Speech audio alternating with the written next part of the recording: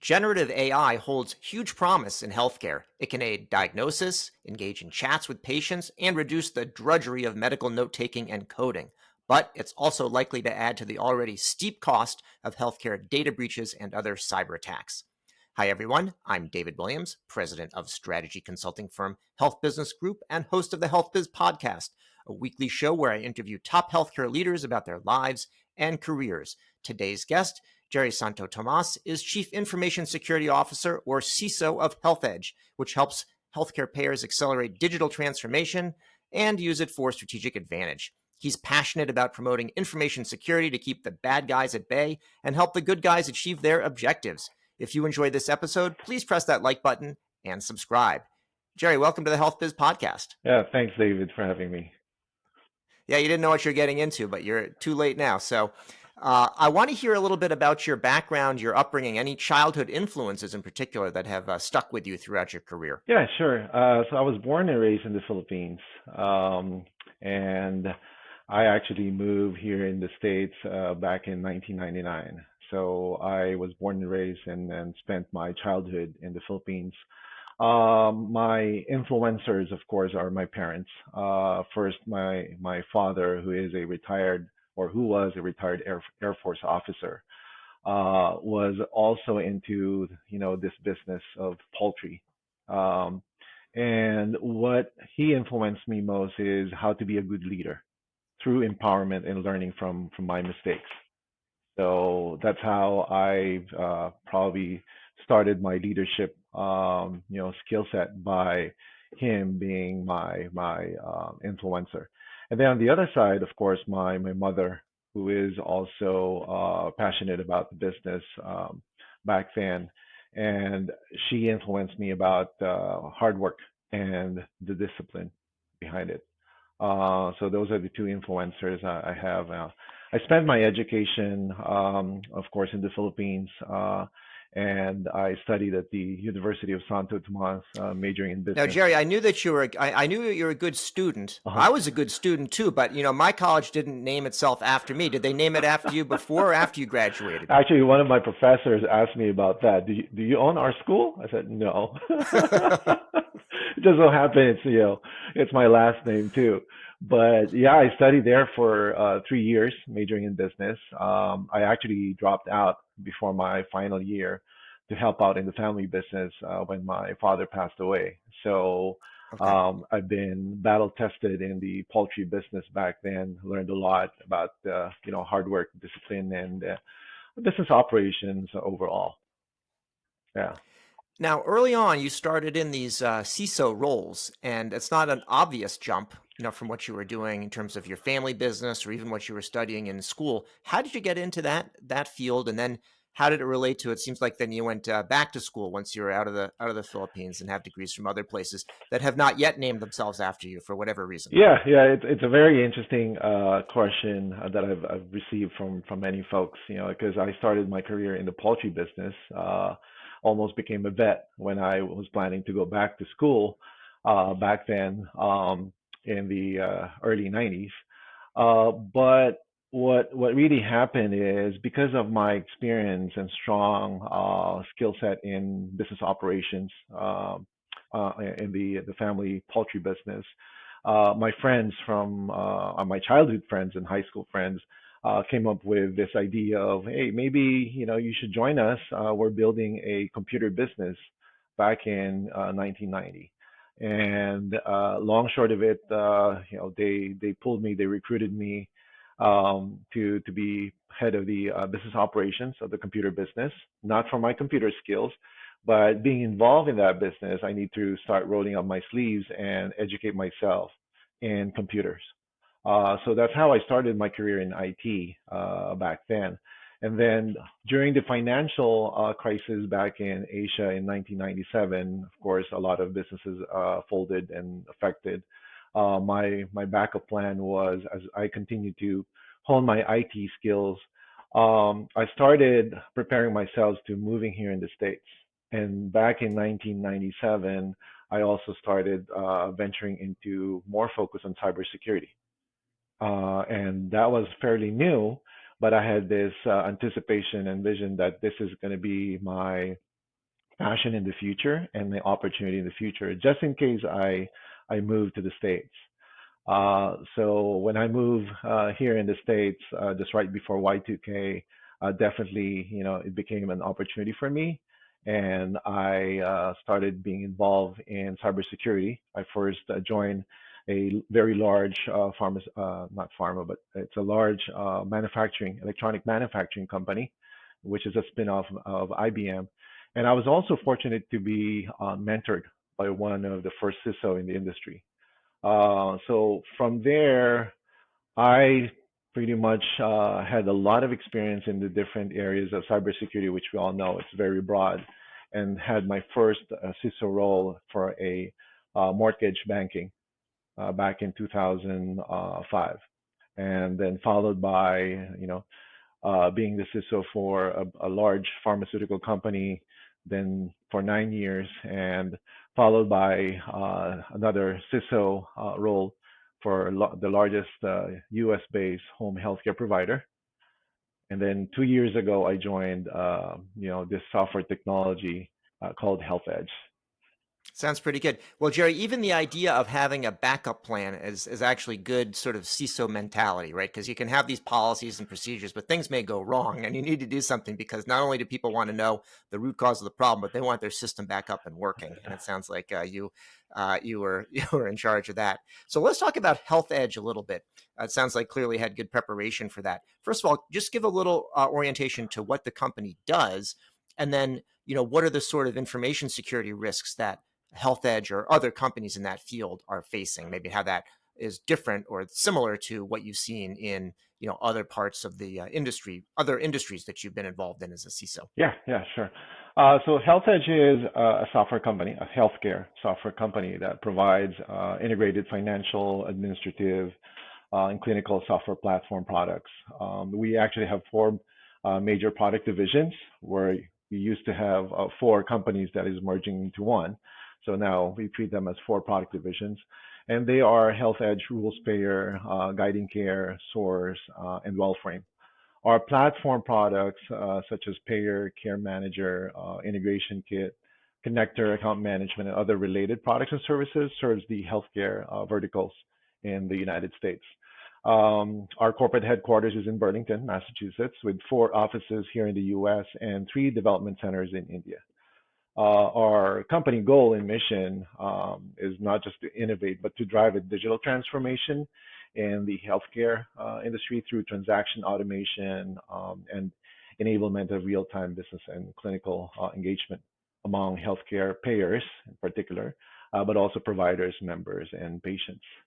Now, from a security standpoint, not just us, but the entire industry alone. Ransomware and phishing attacks are still the top threats and challenges that the industry is facing, which includes miscellaneous errors by insider and, of course, web application attacks. I leverage a lot of research material as well as actual breach reports. So you can actually Google this or go directly to Health and Human Health Services. They have, almost real-time reports of breaches within the healthcare industry. I also leverage Ponemon Institute for privacy breach report, and then from a security breach report standpoint, also the Verizon. So I believe, at least for the past at least 8 or 9 years, this has been a regular thing for me. I go and look at the current, threat reports and breach reports just to gauge where the industry is and what I need to prepare for from a threat trend and risk standpoint. So that's very much, at least from a healthcare perspective, because I've been in the healthcare industry for the 3 companies I work for in the past 17 years. So imagine 17 years of my 25 years in cybersecurity spent in healthcare, and I'm one definitely of the original CISO in the Yeah, healthcare space. Yeah. exactly. So, on ransomware, so you've been around for a while, as you say, and on the one hand, ransomware is terrible. On the other hand, some CISOs tell me that that's what it took to get the attention of the chief financial officer and chief executive officer. So all of a sudden it's expensive, and and so on. And so you mentioned, um, you mentioned ransomware, and then phishing, which is sort of a vector, not a problem in and of itself. It's maybe Mhm. a means to an end, including ransomware. Are there other sort of attacks, like we hear about some of these like supply chain attacks? So HealthEdge itself is a significant size entity, but are there hackers that are trying, let's say, to use HealthEdge as a bridge to get in somewhere else, either even a larger entity or a government entity, or somewhere else? And do you worry about other sorts of things like corporate espionage, or other sorts of things? I've seen, even, I'm not sure if it's the case for HealthEdge, but there's some hacking that's done to like deplete a competitor's advertising budget, with Google or something like that. Are there things that you see beyond ransomware and phishing? Oh yeah, definitely. As part of my management style, I use data, statistics and metrics on a regular, at least on a monthly basis, to go over the quality of technology, security technologies that we own. So I can do a full value capture of all these defensive mechanisms that we have. And as I saw, in the past at least 2 years at HealthEdge, the amount of attacks that are coming outside, web application attacks, because we do have external facing applications that serves, the industry. So we monitor that real time. And the amount of attacks that are coming from interesting countries outside of US is already a fact and a realization that some of the intelligence that we're getting from this particular country reported by the government, you need to watch out. It is actually showing directly based on the attacks that we're monitoring as we block them, right? So it's already a validation of we are being attacked, we are being you know uh, tried to be compromised because we can be a supply chain source of issue for the customers, specifically in the payer space that we provide. So that's one piece. Now, the supply chain issue, I think it's not just HealthEdge, but the other industry, not healthcare alone, but others as well, where if we're using a specific software and it's vulnerable to, a specific threat or attack, then because we are a customer of that software, we need to start patching it, start, applying the controls to mitigate that risk. So this whole supply chain attack is definitely one of the top things that we try to monitor to ensure that we're not going to be another channel of attack for our customers. So yeah. It's one thing when you consider a medium-sized business, and there's a lot of competencies that you have, and you're usually taking on other companies your size, some smaller, some a little bit bigger. What's different about cybersecurity is, it doesn't seem so reasonable for a company like HealthEdge or any kind of medium-sized company to like take on foreign governments.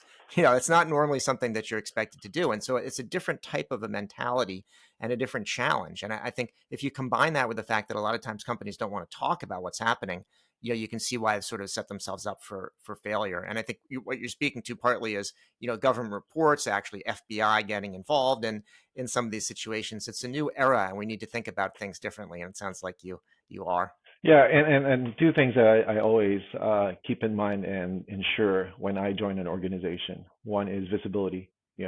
I need to have full visibility of our environment so I know where the risks are. At the end of the day, it's risk management, right? It's not just asking the CFO, for money, or the CEO for support. But I really need to get visibility of my entire environment so I can identify the threats and the risk areas, so that I can champion and propose, the smart proposals for programs to control, these threats.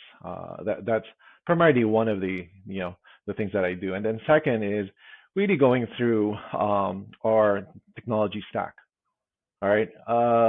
We CISOs and even CIOs are fond of buying a lot of tools and technologies, and Yeah. that's been one of the things that I try to avoid.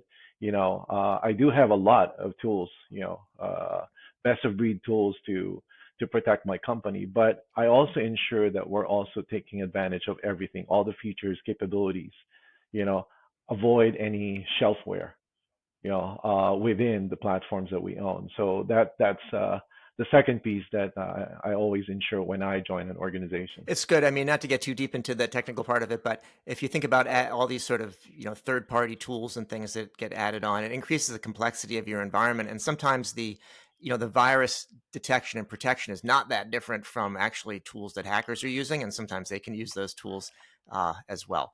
That's a story for another day. So let's talk a little bit about artificial intelligence. So artificial intelligence is being used in healthcare a lot, and what's the sort of headline from your standpoint on the implications of, let's say, generative AI in Yeah. particular on cybersecurity in healthcare? Yeah, it's interesting because artificial intelligence and machine learning are not new, right? And have been used by many healthcare organizations for many years, including us for predictive analytics and to perform tasks by leveraging big data. I actually use also artificial intelligence and machine learning for our security data lake. We do have a lot of security technologies that already have the AI and ML capability today. But with the introduction of generative AI, more than a year ago, which is another type of AI, and the large language model, which is the learning algorithm, which is designed to perform digital assistant-like experience to users by generating, content based on existing text, audios, or images. That is very enticing to users, including us, because now, this whole generative AI is giving me a better experience than the traditional AI and ML or machine learning that we used to have. All right.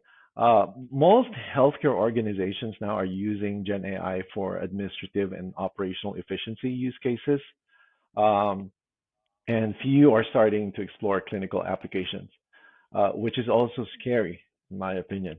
Uh, at the beginning of the year, we started blocking all generative AI related websites or applications within my organization. It grew from, you know, 1,200 to today 980,000 as of end of June.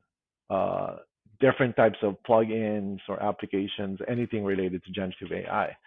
And the reason we're blocking it is because we need to ensure that we're controlling it before we allow, right? So AI, yes, is being used by the healthcare organization. Gen AI, it used to be a hype, but it's now real, right? And it is. I told our executive team, it's a train that already left the train station.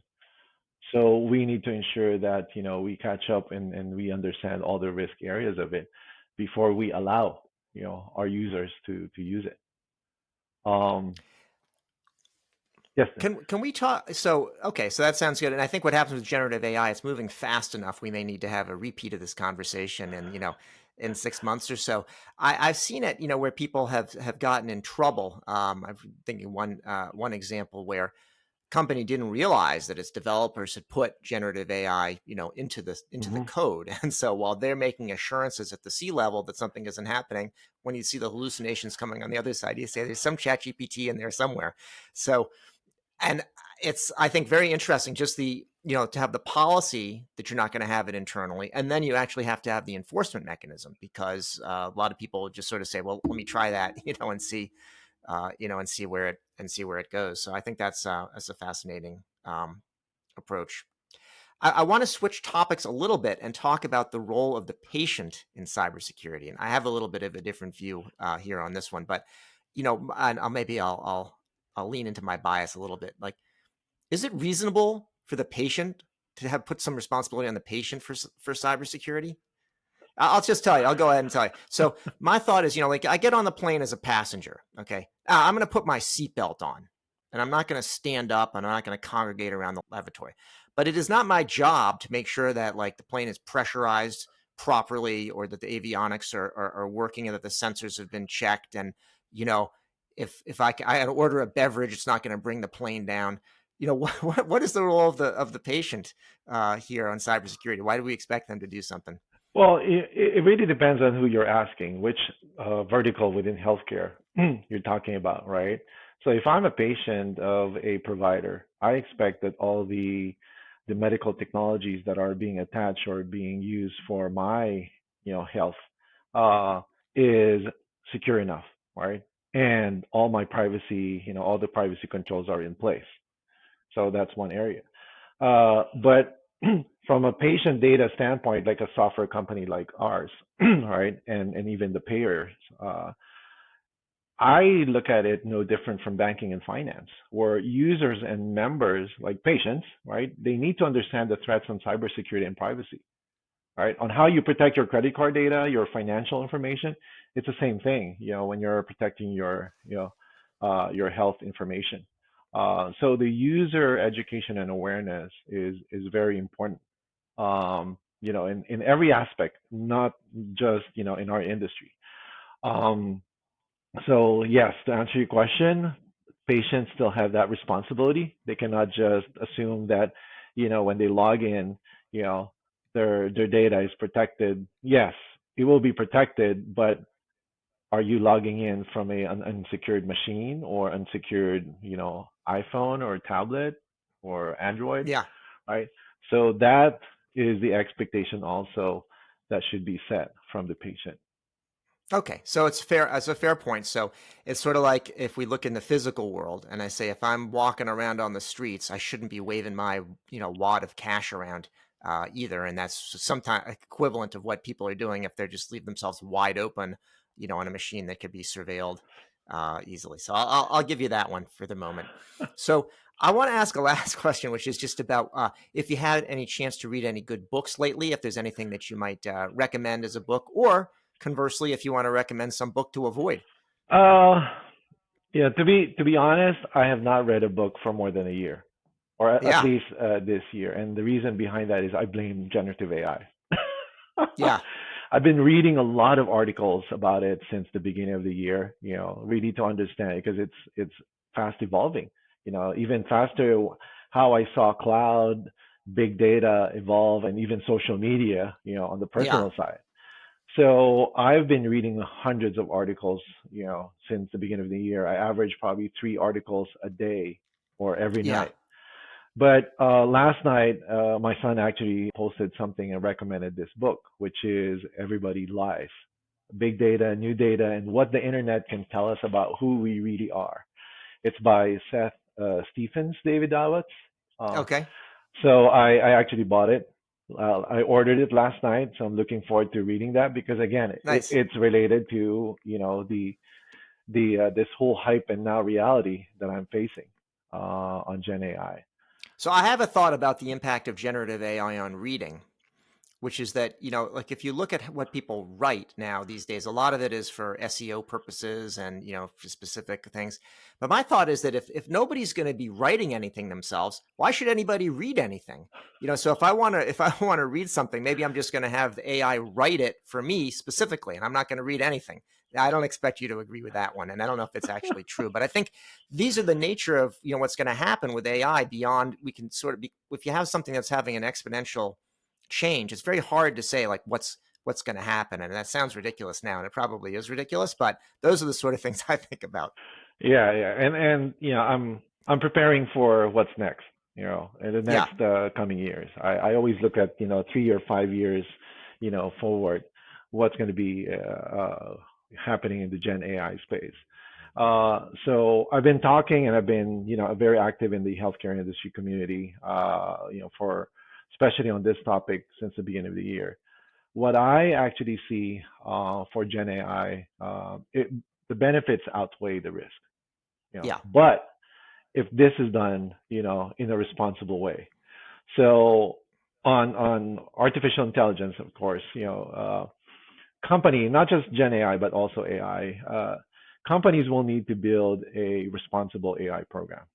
Um, Gen AI is not a technical decision, but it's a risk decision. yeah, I've been preaching that since day one, in front of our leadership. So proper governance must be built within an organization to ensure the allowance of Gen AI is fully vetted, both from a user productivity improvement as well as software product integrations standpoint. That governance process at a minimum should include evaluation and testing, a lot of evaluation and testing. of input and output to ensure that the questions and answers are accurate, correct, non-biased, and safe. You know, and then second, when selecting a Gen AI technology, this whole vendor due diligence audit and Gen AI architecture review must really take place. You know, no different from when we're buying a new software. Gen AI is Yeah, the same, right? And then the third, decisions on use cases should be based on, quote me on this, risk first, financial second, technical the third. Risk must not be an afterthought, which security, as yeah, you know, right? That's how it evolved on the internet. Security was an afterthought. But yeah. on Gen AI, again, risk, financial, and technical. That should be the basis of your decision. Great. Yeah. Spoken like a true CISO, and I appreciate that. So, Jerry Santo Tomas, Chief Information Security Officer at HealthEdge, I want to say thank you very much for not just putting up with me, but for sharing your insight and wisdom on the HealthBiz podcast today. Yeah. Thank you, David, for having me. You've been listening to the HealthBiz podcast with me, David Williams, President of Health Business Group. I conduct in-depth interviews with leaders in healthcare business and policy. If you like what you hear, go ahead and subscribe on your favorite service. While you're at it, go ahead and subscribe on your second and third favorite services as well. There's more good stuff to come, and you won't want to miss an episode. If your organization is seeking strategy consulting services in healthcare, check out our website, healthbusinessgroup.com.